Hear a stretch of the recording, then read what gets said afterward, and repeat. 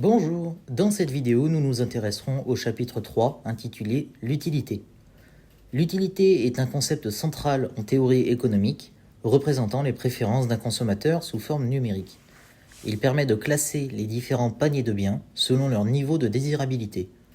Dans ce contexte, une fonction d'utilité notée U de x1, x2 attribue un niveau d'utilité à chaque combinaison de biens consommés, tel que si un panier X est préféré à un panier Y, alors l'utilité de X sera supérieure à celle de Y. On note X tilde Y, le cas dans lequel le consommateur est indifférent entre les paniers X et Y. De prime abord, nous verrons l'utilité comme étant un concept ordinal, dont on distinguera ses 4 fonctions. Ensuite, nous nous intéresserons à l'utilité marginale, avec notamment l'introduction du taux marginal de substitution. L'utilité, un concept ordinal. Elle permet de classer les paniers de biens, mais ne mesure pas l'intensité des préférences. Ce qui compte, c'est l'ordre des paniers, pas la différence des valeurs numériques. Nous pouvons représenter ces préférences par des fonctions d'utilité.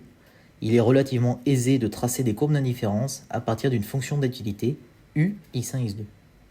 En termes mathématiques, la courbe de niveau est l'ensemble des points x1, x2, tels que l'utilité est égale à une constante.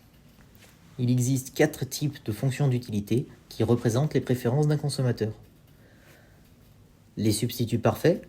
Prenons par exemple un consommateur qui souhaite acheter sans fruits, seulement des pommes et des poires. Ce même consommateur est indifférent entre le nombre de pommes et de poires qu'il acquiert. Il ne se préoccupe que du nombre final de fruits qu'il achète. La fonction d'utilité représentant la situation peut être schématisée comme telle, où x1 représente le nombre de pommes et x2 le nombre de poires. Dans le cas où le consommateur est disposé à substituer les biens à un taux différent, la fonction est représentée plus généralement du type ax1 plus bx2. Les paramètres a et b sont des nombres positifs. Ils mesurent la valeur que le consommateur attribue aux biens 1 et 2. La pente d'une courbe d'indifférence est définie par moins a sur b. Les compléments parfaits, c'est le cas des écouteurs sans fil par exemple. Le consommateur ne se préoccupe que des paires d'écouteurs. Il est dès lors logique de prendre le nombre de paires d'écouteurs comme fonction d'utilité. Le nombre de paires complètes est la valeur minimum du nombre d'écouteurs droits x1 et du nombre d'écouteurs gauche x2. La fonction d'utilité a par conséquent cette forme. Dans le cas où l'individu désire consommer des biens dans un rapport différent de 1 pour 1, la fonction d'utilité pour les compléments parfaits s'écrit comme telle. Par exemple, un consommateur achètera toujours 1 kg de spaghettis, noté A, avec 2 litres de pesto, noté B. Les préférences quasi-linéaires.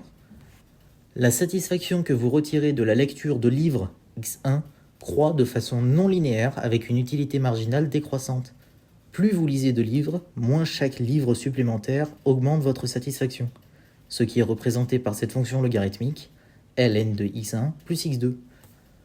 Par contre, la satisfaction que vous retirez des sorties au cinéma, x2, est linéaire. Chaque sortie au cinéma supplémentaire vous apporte toujours le même niveau de satisfaction, indépendamment du nombre de films déjà vus.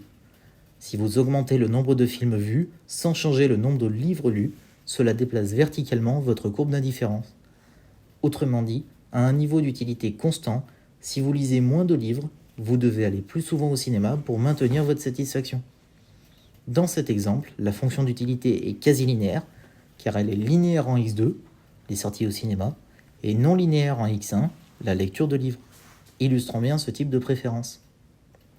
Pour finir, les préférences du type Cobb-Douglas. Dans cette formule, C et D sont des nombres positifs qui décrivent les préférences du consommateur. La fonction d'utilité Cobb-Douglas sera utile dans plusieurs exemples. Les courbes d'indifférence Cobb-Douglas correspondent exactement aux courbes d'indifférence arrondies, représentant des préférences monotones et convexes que nous avons qualifiées de normales au chapitre 2. Il est nécessaire de noter que C plus D doit être égal à 1. L'utilité marginale. Elle représente la variation d'utilité qu'un consommateur éprouve lorsqu'il reçoit un peu plus d'un bien, tout en maintenant la quantité de l'autre bien constante. Pour le bien 1, l'utilité marginale notée UM1 est donnée par cette formule. Cela mesure comment l'utilité du consommateur change en fonction d'une petite variation de la consommation du bien 1 sans changer la consommation du bien 2. Pour le bien 2, l'utilité marginale, notée UM2, est définie de la même manière. Le taux marginal de substitution, noté TMS, mesure à quel point le consommateur est prêt à substituer un bien pour un autre tout en maintenant le même niveau d'utilité. Il représente la pente de la courbe d'indifférence qui montre les combinaisons de biens entre lesquels le consommateur est indifférent. Le TMS peut être calculé en utilisant les utilités marginales des deux biens. En conclusion, le concept d'utilité est essentiel pour comprendre les préférences des consommateurs en théorie économique. En tant que mesure ordinale, il permet de classer les paniers de biens sans pour autant quantifier l'intensité des préférences. Nous avons exploré différentes fonctions d'utilité, telles que les substituts parfaits, les compléments parfaits, les préférences quasi-linéaires et le modèle Cobb-Douglas. Enfin, l'utilité marginale et le taux marginal de substitution montrent comment des consommateurs ajustent leurs choix en fonction des variations de la consommation des biens.